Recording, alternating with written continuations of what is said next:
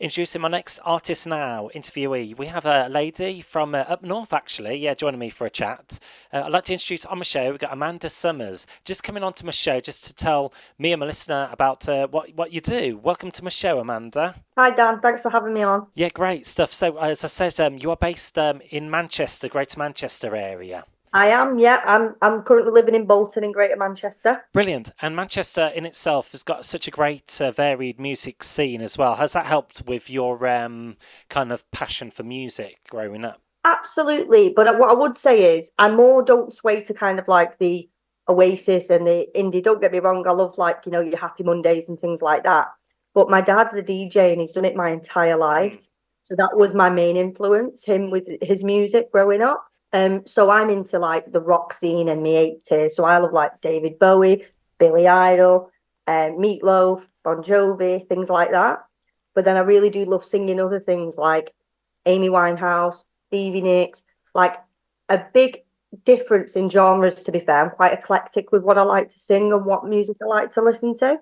That's great, great to hear. Because you're are you in your 20s now? It's good that music is reaching out to people of your age. I'm 35. I might look like I'm in my 20s, but no, I'm 35, Oh and I wow, love I love everything from like I sing Doris Day when I'm doing care home gigs, and I'll sing Miley Cyrus, current. So it's yeah, completely there's a whole broad range of it, to be fair. yeah. And like I say, I do love my rock and things like that, but it depends on where you're actually gigging, what venues you're doing, as to whether you're going to pull some meatloaf out or whether you're going to stick to like the Drifters and REM and Hmm. things like that. Do you know what I mean? Yeah. It says here on your intro, on your profile as well, we'll come to that, but you're a bit of an all-rounder. So you do Yeah, music to cater for everything. You do, your pubs, bars, clubs, live venues, and so on. Everything yeah, catered for. That's good, that's good. that's it. Have you always sung all your life, Amanda? Yes, but never kind of like on karaoke in public, yes, but not as like an artist. I never really had the bottle. I've DJ'd since I was 13. Obviously, you know what that's like, Hmm.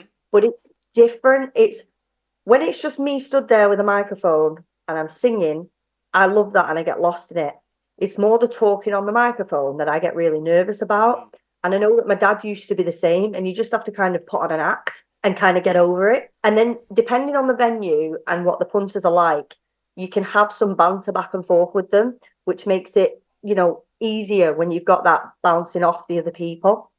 Um, so with regards to singing, yes, I've sang my whole life, but I've only started doing it publicly for professionally since July last year. Well, that's quite impressive, actually. I know what you mean, trying to break the ice with the audience. Once you break the ice, Yeah, then you're on your way. It's just trying to get yeah, into that mindset of doing it. So, that's it. so it's took off with for you the last year or so, and things are going really well for you at the moment.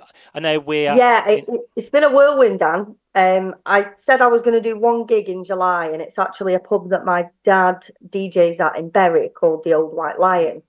And I said, Dad, will you just ask them, would they mind having me on one of the days? And I'm just going to see how it goes.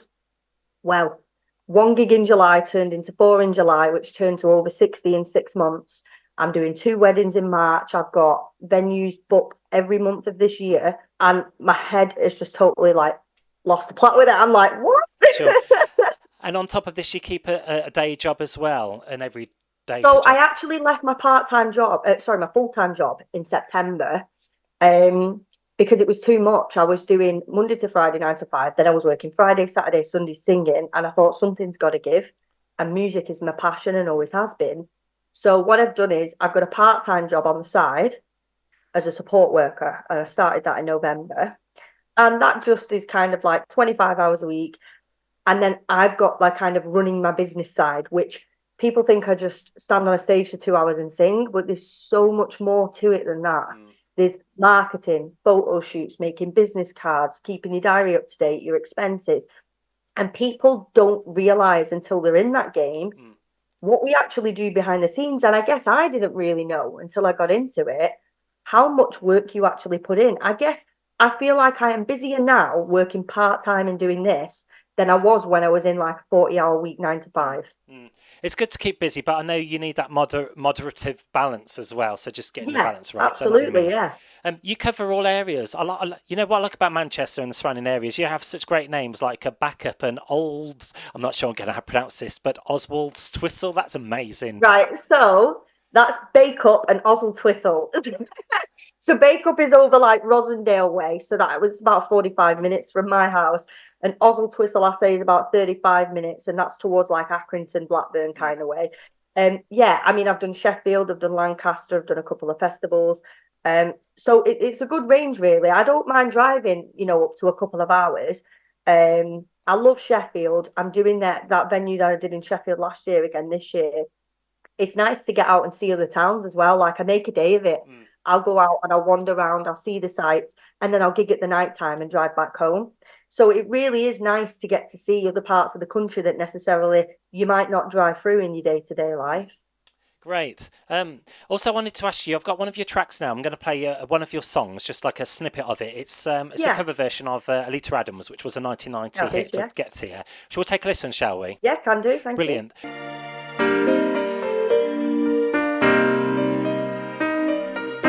You can reach me by railway, you can reach me by trailway, you can reach me on an airplane, you can reach me with your mind, you can reach me by caravan, cross the desert like an Arab man. I don't care how you get here, just get here if you can. So that was Get Here, one of your cover versions. And Yeah. Does that song mean a lot to you? I just really like the song, to be fair. In regards to songs that mean a lot to me, I would say like, well, Green Day are my favourite band. I absolutely love them. Their album's just come out on Friday and I just bought that on vinyl. And I love Amy Winehouse because what she speaks is like proper true to her. This song I knew from being like a small child, and I just always loved the song, not necessarily the meaning behind it, because when I was a kid I wouldn't have known the meaning behind it, but I just think it's a very beautiful song with very beautiful lyrics. And it just kind of resonated. So I thought, I'm going to sing this. And I went into a studio with my friend and he recorded it with me. And that was a really nice experience, which I'd never done before. So yeah, with songs, they don't always necessarily have a meaning. They're just songs that I like, and I'm like, oh, I want to try that. Sometimes you hear a song, it just strikes a chord, doesn't it? Yeah. Also, at the moment as well, I just wanted to ask you how important it is to support, artists at the moment, whether they're original artists or, like yourself, cover artists. I can't stress this Yeah. enough. It is so important. I'm such an advocate for going out and watching my peers. I will go and see a load of local artists, be it bands, be it vocalists. And it's funny because when I first started this, I thought it would be really dog eat dog and it would be like a competition. And I can tell you now, that is further from the truth. Everybody in the game that I know that is local to me, we all help each other. If somebody's sick, we try and find cover for that person. If somebody's got a new venue, they'll pass your details onto it to try and get you a gig. And it's absolutely amazing. It's like we're a little family. And with live music venues and things now and pubs shutting down, it's so vital to go and support your local pubs, your clubs, your social clubs, to make sure that they stay open. And we've got, this is our bread and butter at the end of the day as well. So we've got to make a living. If you don't use them, you're going to lose them. That's what they say. So true, Amanda. As well, I know you like to go to music concerts as well. And is it good to see vinyl making a resurgence as well? I know it's expensive. Well, absolutely. Because, like I say, when my dad DJ'd being a kid, he started out on vinyl. He had a load of LPs. And then obviously you've got the tape cassettes. In the 90s, like when I was in the car radio, it was like tape cassettes and things like that. I remember them like it was yesterday, and recording the top 40 on the radio with your tape cassettes. But vinyl, I'm actually getting really into it at the moment.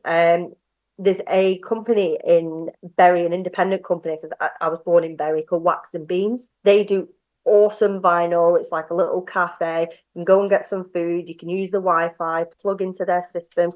It's really, really good vibes. and they did a Green Day listening party a couple of weeks ago, and we got to hear the album before it actually was released. And I think going to those independent stores opposed to like the big franchises and stuff really makes things like, you know, supporting local businesses, it's such an important thing to do. And so that's what I do now. I go and vouch for these, you know, little businesses, you know, and not the big massive corporations and things. I like to keep it local and keep those businesses alive, if you know what I mean.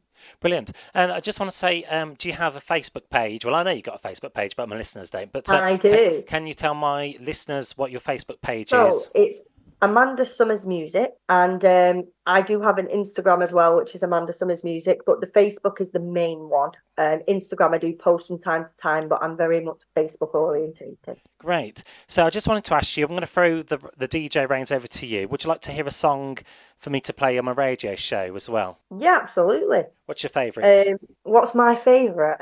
Now you're telling me. I really like Edge of 17 by Stevie Nicks. Oh, 17. Okay, we'll go with that one. All right. Yeah. 17, Brilliant. yeah. Well, Amanda Summers, thank you very much for joining me on today's show. I keep saying these interviews fly by, but great to have you on board. Nice to see fellow artists doing well for themselves during these times as well. Thank you so much.